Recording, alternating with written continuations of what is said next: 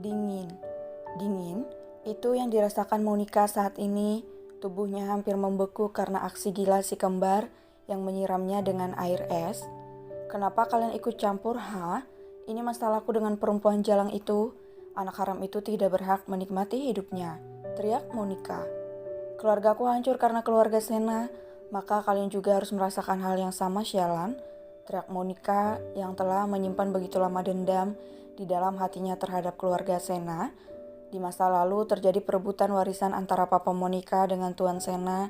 Tuan Sena merebut semua harta warisan mendiang orang tua mereka, melakukan berbagai cara licik dan menjebak keluarga saudaranya sendiri hingga seluruh harta warisan menjadi milik keluarga Sena dan berhasil dilipat gandakan dengan berbagai cara oleh Tuan Sena, papa kandung Chelsea.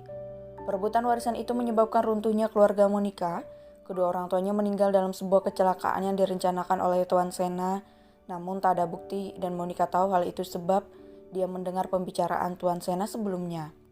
Monica adalah anak tunggal, semakin usianya bertambah dia semakin paham arti balas dendam sehingga dia masuk ke dalam keluarga Sena dan mulai mengikat keluarga itu dengan segala ide licik di otaknya.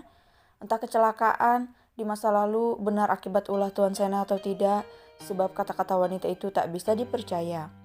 Dia terlalu munafik dan bermuka dua, sementara dia bisa mengatakan kalau dia menyukai keluarga itu, sebentar lagi dia akan menjelek-jelekkan keluarga itu. Namun kesalahan terbesarnya saat ini adalah bahwa dia tidak tahu siapa lawannya yang dia hadapi. Dia telah mengganggu ketenangan Arnold, mengusik anak pria itu dan menyakiti calon istrinya.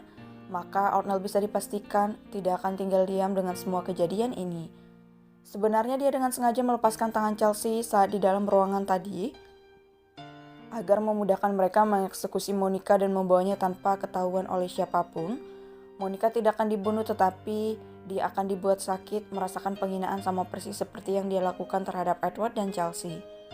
Arnold tahu betul apa yang telah dilakukan oleh Monica pada Chelsea selama ini.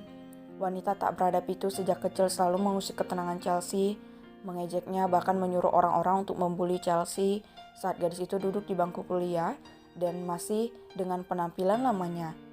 Chelsea yang dulu cupu dan hanya tahu belajar dan belajar selalu dibuli oleh kakak tingkatnya, diperas dan diejek oleh seisi kampus karena penampilannya yang aneh. Padahal mereka tidak tahu alasan Chelsea melakukan itu adalah agar dia tidak dikenali sebagai putri dari Tuan Sena yang arogan dan sombong. Chelsea tak ingin hidup seperti papa dan mamanya. Awalnya dia juga salah sangka dengan kakak-kakaknya. Dia memilih keluar dari rumah dan atas hasutan Monica, seluruh fasilitas Chelsea dicabut, bahkan namanya hampir dicoret dari daftar keluarga Sena. Chelsea, kau pasti akan dibuang. Ingat yang kukatakan itu. Kau tidak berharga, kau itu sampah, teriak Monica pada Chelsea. Jantung Chelsea semakin berdegup kencang. Matanya berkaca-kaca tidak mendapatkan perhatian dan kasih sayang dari keluarga, membuatnya mudah berpikir tidak benar. Negative thinking dan selalu curiga dengan segala hal adalah penyakit serius yang diidap gadis ini. Chelsea hanya diam menunduk, menjali semua teka-teki di dalam kepalanya tentang kata-kata Monica yang mengatakan kalau dia bukan anak yang diinginkan, kalau dia anak haram, kalau dia tidak pantas dan harus dibuang, semuanya sesuai keadaannya. Kemanapun gadis itu pergi, dia selalu saja dibuang, disakiti dan ditinggalkan, sedih dan tentu saja merusak mentalnya. Kau terlalu ribut, sialan, umpat Christopher yang mulai tak sabar dengan semua ocehan yang keluar dari mulut wanita itu. Si kembar menatapnya dengan tatapan tak suka.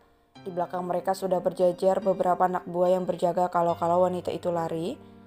Dendam Arnold adalah dendam si kembar, tentu saja karena mereka berdua menganggap Edward sebagai bagian dari keluarga besar Park.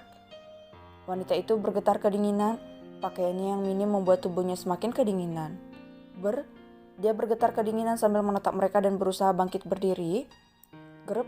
Tangan kekar Kristen menarik lengan wanita itu dan mencampakkannya lagi ke atas lantai dengan keras, bahkan sampai membuat tangannya terluka. Cak, kalau begini tak seru. Masa iya kita harus menyakiti wanita? Bukankah ini terlalu memalukan? Celutuk Kristen yang tidak suka dengan situasi saat ini. Kau benar, ini tidak benar, ucap Christopher. Bukan gaya mereka berdua menyiksa wanita meski adik mereka yang psikopat itu berbeda?